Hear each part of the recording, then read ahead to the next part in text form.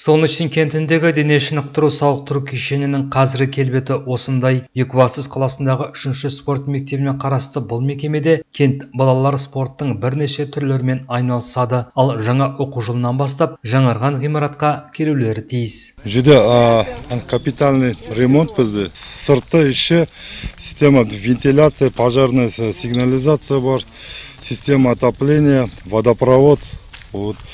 Сосын ішінде бізде, значит, получается установка сэндвич панель, сырты металлосайдинг, отмосткалар бар, пластиковый ПВХ рамалар полностью. Сосын площадка, стяжка, үстіне дрезиновый пол болады. Бұл жұмыстарға 81 миллион теңге қаржы бөлінген екен. Жөндеу жұмыстарына мердігерлер 20-дан астам адамды жұмылдырмақшы, және олар бүгінде бөлшектеу жұмыстарын мерзімінен бұрын аяқтаған. Бұл жөнді қала әкіміне жеткізілді. Демонтаж 28-ні дейінде ерте бітіп қойыңыздар, да? Да, енді опережение жұмыс істедік, чтобы Алла бұйырса, что до 15-20 августқа чейін бітіреміз деп, сол әрекетті. Аян Уахитұлы қайта салынып жатқан спорт мекемесінің спорттық инвентарлары мен жабдықтау мәселесін пысықтауды тапсырды. Жабдықтау бойынша қандай шаралар бар? Іші ар жағынан бізде бөлінеді. Бұл жерде раздевалка болады. Бұл жерде негізгі спорттың түрлері волейбол, баскетбол, негізгі көп салалы. И күресте осы. Жоқ, жаңа бір нәрсе аласыздар ма? Инвентар аласыздар ма? Инвентарлар жоспарланған. Енді облыс басқалармен бірлесіп комплекс будет новым. Жаңғырту жұмыстарынан кейін кешен жаңарады. Сондықтан соған сай спорттық инвентар да жаңа болу керек. Сонымен бірге Солнечный кенті балалардың бос уақытын толтыруға жаңа мүмкіндіктер туып отыр. Соны барынша тиімді пайдалануымыз қажет. Спорттық инвентар жағын қарастыру керек. Жөнделгеннен кейін балалар ескі тренажерлерді жаттықпаулары тиіс. Сондықтан бұл сұрақтарды шешуіміз қажет.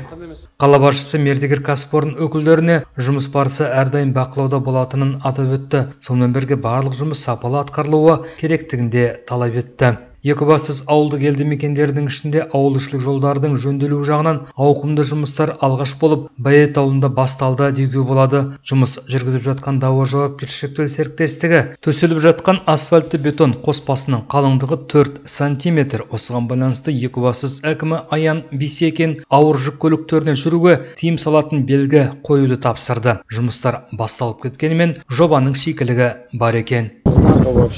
Сметалық құжаттар бойынша жол белгілері жолға таңба салу қарастырылмаған. Аялдама тұр, оның үшін оған жақындап тоқтайтындай жағдай жасайтындай асфальт төселу керек деп ойлаймын. Сондықтан түзетулер енгізу қажет.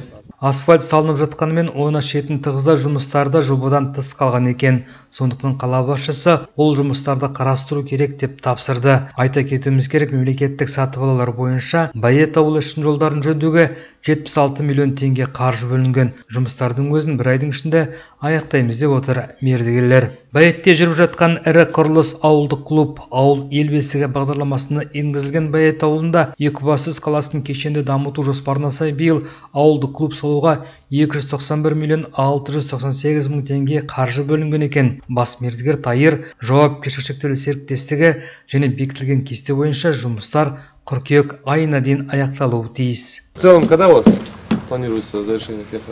График попадем. 24 августа они должны все закончить. Бүгінде 10-нан астам құрылысшылар клуб құрылысында жұмыс істеуде. Бұдан басқа ауыл тұрғындарын бұл жұмыстарға алу да жоспарда бар. Сыртқы қабырғалардың кірпіштері қаланып, аяқталып қалған нысанның ішін бөлу жұмыстары да қатар жүруде. Осыған байланысты қала басшысы учаскелік полиция инспекторын ауылдық әкімдікте де осында көшіру керектігін атап өтті. Мұнда түгел отыру керек. Әкімшілікті, участковый, совет ветеранов, читальный залды дәу қылып жасамай қойыңдар, кішірек жасаңдар ондай болса. Бұдан басқа мәдениет тілдерді дамыту дене шынықтыру және спорт бөлімінің басшысы Медағат Манапов ішкі қабырғаларды бөлуге өзгерістер енгізсе деп өз ұсынысын білдірді. Өйткені хореографиялық ұжымға бөлінген бөлменің ауданы тар екен. Бұл ұсыныс қабыл алынды. Сондықтан ішкі қабырғалар сызбасын тез арада қайта жасау тапсырылды.